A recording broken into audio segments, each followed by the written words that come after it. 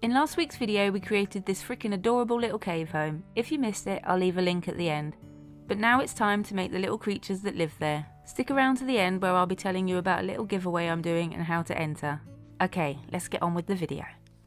The theme for this project was something Fraggle Rock inspired, and the client wanted around 2 to 3 characters. So I decided to go with 2 characters, a male and a female, and make a little replica of the client's dog. I'm starting off with a wire armature, which will run through the entire body and limbs. Oops. I'm going to be using cosy clay for these creatures, which is a polymer clay that's supposed to be bendable once baked. I haven't used it before, but I've heard great things, so I'm excited to give it a go. And I'm hoping it'll mean that these little creatures will be poseable. I like using foil to bulk out the inside because it means using less clay. I keep checking to make sure it stays in scale. Then I wrap it with more wire, which helps hold it all together and I think gives the clay something to grip to. Ah, I think these look cute already.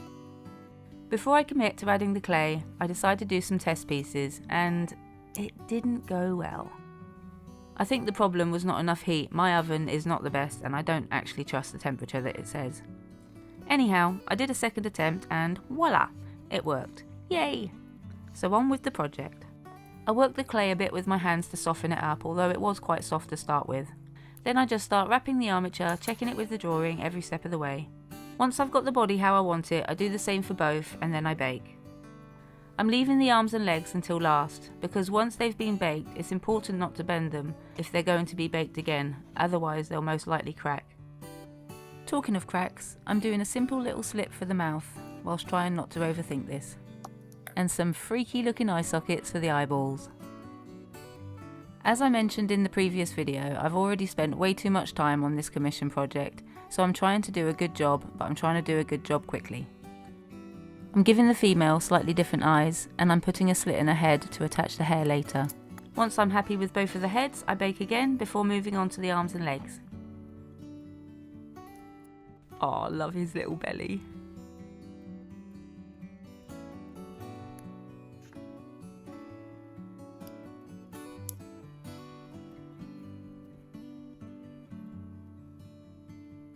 Before I do the final bake, I just make sure they can stand.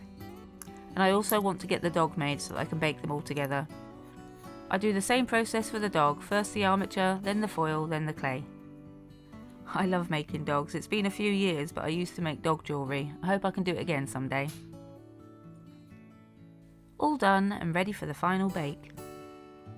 And now to test the arms. Oh, I'm so glad it worked.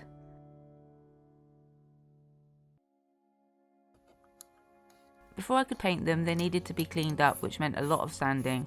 Not my favourite thing to do, but needs must. After a quick butt clean, we can get on with the painting. Unfortunately, the paint I had wasn't the best, so I had to do a few coats, but we got there in the end.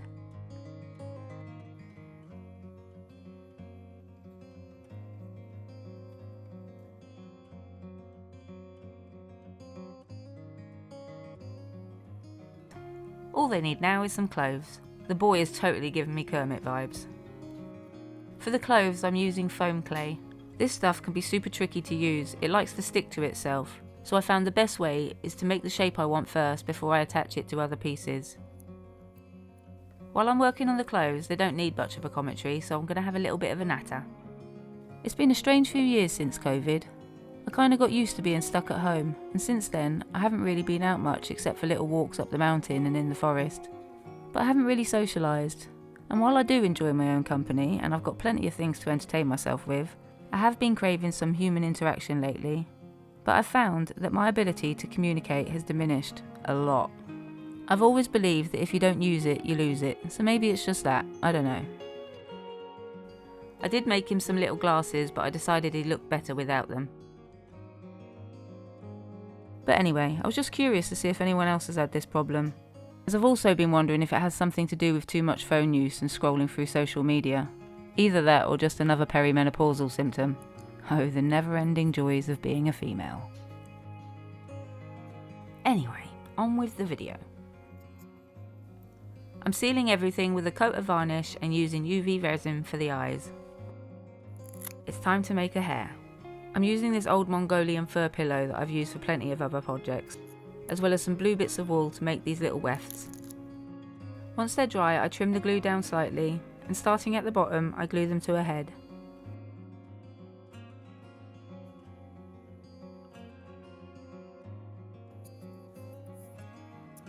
It was a bit wild, so I had to tame it with a bit of watered down PVA. I also gave it a little trim. But I really wasn't happy with the way it looked on top, so I made her a little headband.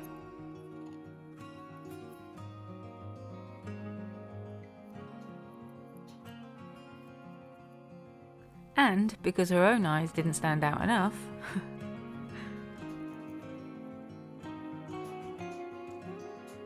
okay, last but not least, we have the dog, which I've painted to match the client's dog.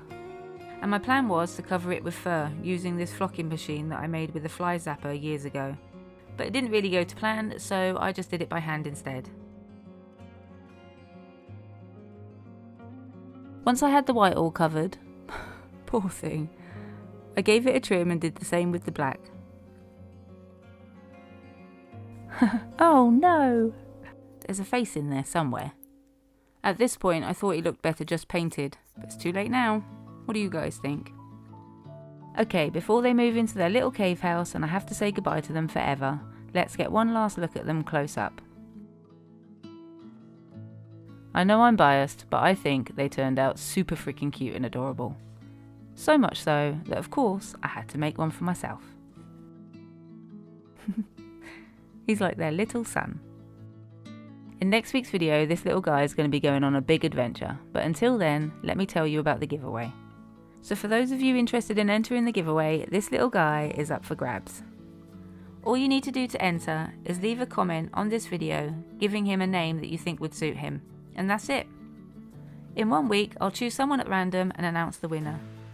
But until then, here they are in their new home. And now I'm off to put a hole in my own wall. If you enjoyed this video and you want to share some love, please hit that like button and consider subscribing for some more weird and wonderful crafts. Thank you all for watching. I hope this video inspires you to craft something of your own today, whatever that may be, and that you enjoy doing so. Thanks again.